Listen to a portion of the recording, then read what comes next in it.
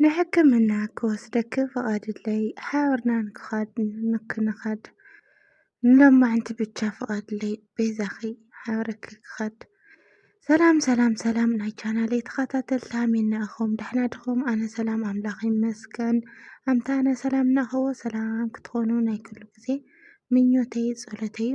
እምበር ኸስ ንቻናለይ ሓደሽቲ ዝኾንኩም ላይክ ሰብስክራይብ ብምግባር ቤተሰብ ሁኑ። ቤተሰበይ ድማ ብልሙድ ላይክ ናና ፅሬቶኹም ኣብ ኮሜንት ምቕማጥ ምብርታዕኹም ኣይፈለየኒ እናበለኩ ቤተሰብ እምበር ስለ ትገብሩለይ ምብርታዕ ድማ ካብ ልቢ ይቐኒየለይ ማለት እዩ ክቡራተይ። ሎማዓንቲ ድማ ኣሌክስ እና ሊሊ ሒዘ መፅአ ኣለኹ ማለት እዩ። ያው ኩላትና ንፈልጦ ኣብ መንጎ ኣሌክስ ሊሊ ዘሎ ግጭት ሃምለሎ ኮይኑ ሎማዓንቲ ናይ ሊሊ ቼክኣፕ ምርመራ ናይ ምርመራ በብወርሒ ክትትላ ሎማዓንቲ ይመስለኒና ንሕክምና ንክወስደኪ ምስኣ ንክኸድ ኢሉ ናብ ገዛ እዩ ከይዱ ማለት እዩ። ቤተሰብ እንግዲህ ልልያ ምትርለኹማ ምስኣኻ ይኸድን እየ ኣይደለን ምስኣኻ ክኸድ ኣይደለን ንምንታይ ምስኣነ ትኸድ ንምንታይ እባ ተምስል በማለት ያው ብጣዕሚ ትናደድ ነብራና። እሱ ድማ ያው ቤዛኺ ኩሉ ንድሓር ገዲፍና ኣነ ገዛይ ናፍቁኒ እዩ ንገዛይ ክምለስ ይደሊ እየ ካብኡ ድማ ሎማዓንቲ እምቢ ከይትብልኒ ናብ ቼክኣፕ ሓቢረኪ ክኸድ ይደሊ እየ ሓቢርና ንኸድ ኢና በማለት ይምሕፀና ነብሩ ማለት እዩ። ቤተሰብ እሳ ድማ ያው በቲ ዝብለሎ ነገር ደስ ኣይበላይ ትስማዕማዕ ድማ ይከኣለት እዩ ማለት እዩ። ምክንያቱም ኮርያ ስለዘላ ያው ትናዳ ስለዘላ ንምንታይ መፅኻ ብላቶ ገዛይ ገዛይ እንድዩ ምሳሕ የለን እንድዩ ኢላ ነብሩ ማለት እዩ። ቤተሰብ እንግዲህ ምሳሕ የለን ምሳሕ ናብኡ ከይድካ ምሳሕ እንታይ እንሆ እዚ ምሳሕ የለይ ትብሎ ነብራ። ናይ ገዛይ ምሳሕ ናፍቁኒ ቤዛኺ ናይ ደገ ምግቢ ብጣዕሚ ሰልችየኒ እና ለሎ ገዛ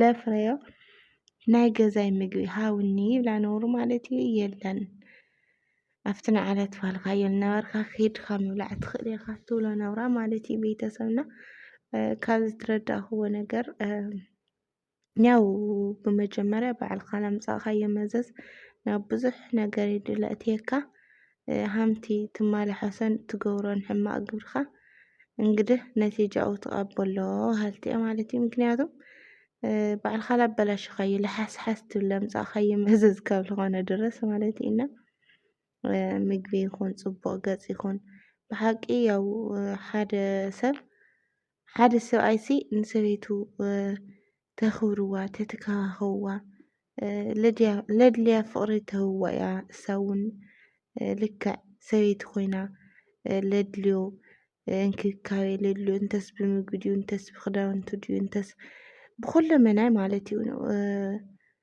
ብፍቅሪ ተቅርበሉ ወይ ተዘጋጅወሉ ትኽእል እሱ እውን ተሓልዩላ ብፍቅሪ ተርእይዋ እቲ ዝግባእ ተገብሩላ እዩ በሃልቲ እየ ማለት እዩ።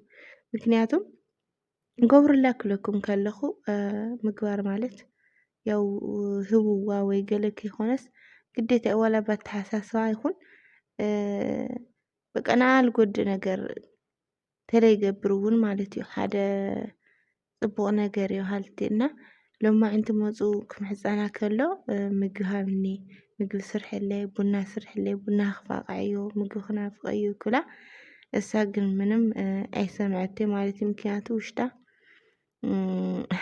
ብውሽጣ ጠይሻ ስለልንሃ ማለት እዩ። እና ዮ ሕዘሊ ክመፀ ፍሩት ሕዘሊ ክመፀ ገለ ክብላ ከሎ እውን ፍሩት የብለይ ፍሩት የድልየን ድዮ ይብለካ የብለይን ድዮ ይብለካ ኣለኒ ኣብ ፍርጅ ኣየድልየኒ ናይ ኢኻ ብማለት ነቲ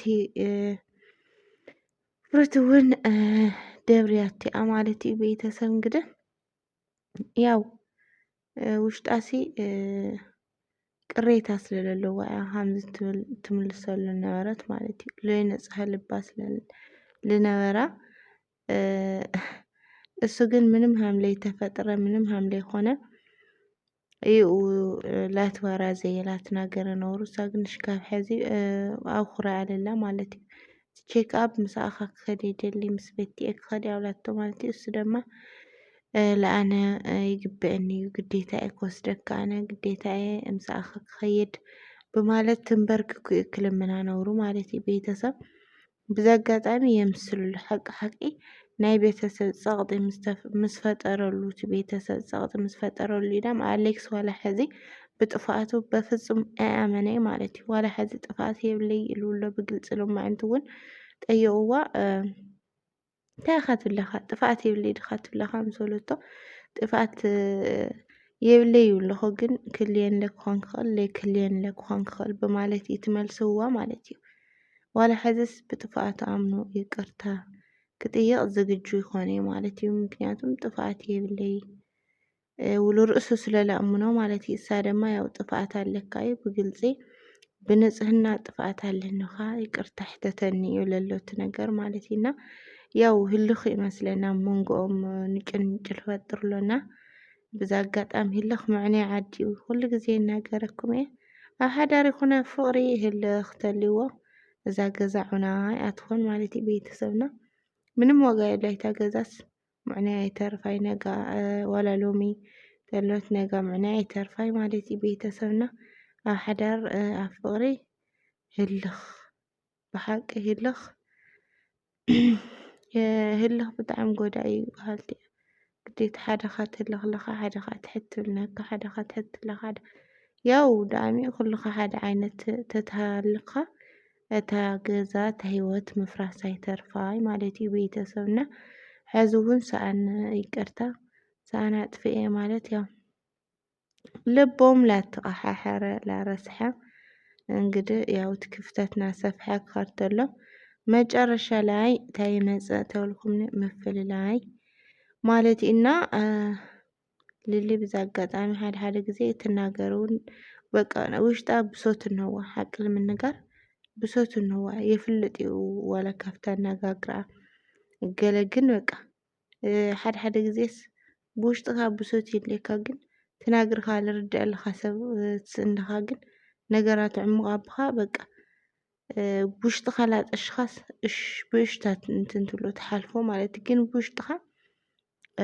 ብሓቂ በቃ ትጠሽ ኢኻ ትጠሽክለኩምስ በቃ ትሕስብ ዓምኻ ንላዕሊ ትኸለኩ ብውሽጥኻ ትቆስል በቃ እቲ ነገራት ደጋጊምካ ትናገሮ ንክስተኻኸል ትናገርካዮ ለይስተኻኸል ወይ ድማ ትናገርካዮ ለዳምፀካ ትስእ እንተለኻ ብጣዕሚ ከቢድ ስሜቱ ማለት እዩ። እና ናይ ልሊ እውን ያው ሓደ ክልተ ካብ ክልተ ሰለስተ ብዙሕ ግዜ ከምዚ ዓይነት ነገር ገጥመዎም ኣብ ሂወቶምና ሕዚ እውን ናይ መጨረሻ ስንብተይ ኣነ በቃ ደኺሙኒ እዩ ምስ ልመፃ ኣነ ላጨቃጨቕኩ ኣይኸዲ ሓዳርካ ብከምዚ ትሪኦ ተኮይንካ ኣነ ይክእል ናብ ዓደይ መኸዲ ሰዓት እውን ስለ ዝበፅሐ ያው ናይ መጨረሻ ወዲአ ክኸድ እየ ልደሊ ኣብላቶ ማለት እዩ። ወድአ ማለት ንፈላለዩ ዶ ክትብለኺ ምሰላ እዋ ኣነ ሃሙየ ወድአ ለለኹና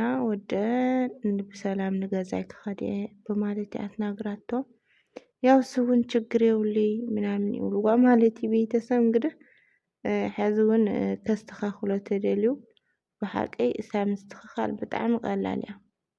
ከመይ ድመስለኩም ሓዳር ሂወት ልደሊ እንተኮይኑ ንታ ወይኒ ትበሃል ኣለቀ ቻው በቃ ካብ ሂወትና ውፅኢ እንግዲህ ፅቡቕ ይፅንሕኺ ኣነ ሓፍተየኺ በቃ እንግዲህ እንተስ ብስራሕ ድዩ እንተስ ገለ ምስኣ ክለራኽብ ነገር የብልን ኣይብሉ ዓፂዩ ናብ ሂወቶም ናብ ሓዳሩ ምምላስ ናብ ገዝኦም ምምላስ ብጣዕሚ ቀሊል እዩ። ሓቂ ስምፒል እዩ። ነገራት ባዕሉ ንክጋነን ንክካበድ ንክበላሸው ዝገብረሎስ ባዕሉ እዩ ማለት እዩ። ቤተሰብና እሳ እውን ከምዚ ዓይነት ውሳነ ተወስና ብሓቂ ኣይፍረዳይ ማለት እዩ። ምክንያቱም ኣስተኻኽልካዮ ለይስተኻኸል ነገር እንተኮይኑ ምንም ዋጋ የብሉይ ማለት እዩ። ባዕሉ ስለ ልዕንያሎ እዛ ገዛስ እሳ ክተቕንዓ ተሞከረት እሱ ብጎኒ ልዕንያ እንተኮይኑ ኣነ ምንም ዋጋ የብሉይ በሃልቲ እየ ማለት እዩ። ብዙሕ መዓልቲ ድማ ብዛ ከምዚ ነገር ብዙሕ ሞክረ እየ ልሊ ብሓቂ ማለት እዩ። ጎበዝ እያ እና ቤተሰብ እንግዲህ ከምዚ ዓይነት ሰብኣይ ለይምሓረና ሓንቲ ምስ መፅአት ቁፅሪ ቆላሕ መላሕ ልብል ማለት እዩ። ብሓቂና ቤተሰብ ያው ናይ ልማዓንቲ ቪድዮና እዚ ይመስል ነብሮ ብቐጻሊ ድማ እስካብ ንራኸብ ብዚ ክሳናበተኩም እየ ማለት እዩ። ኩላትና ግን ነገራት ቅድሚ ምብልሻዩ